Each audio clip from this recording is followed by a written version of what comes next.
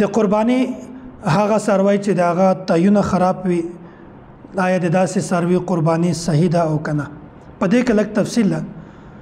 غټ څاروی که چېرته د دغه یو تی خراب وي بیا د دغه څاروي قرباني صحیح ده، او که چېرته څلورو تایونو کې دوه تایونه خراب وي بیا د داسې څاروي قرباني دا کله هم صحیح نه ده.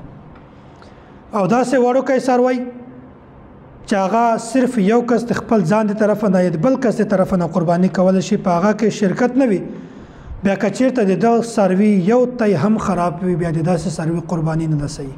او په دغه څاروو کې هغه څاروی چې د هغو د تایونه شودې دا راوځي خو کمې راوځي، څه مسله یې پکې څه عوارض څه وجوهات وي، بیا که چېرته داسې څاروی وي چې هغه د تایونه بالکل معمولي شودې راوځي نو د داسې څاروي قرباني دا هم صحیح ده، ځکه چې دا عیب نه ده. دا د عمر د وجې نه هم دا کېدلی شي، او داسې آب و هوا د فضا د وجې نه هم دا کېدلی شي، او داسې غذا چې کومه ده د وجې نه دا مسله راځي، د وجې نه دا څه عیب نه ده.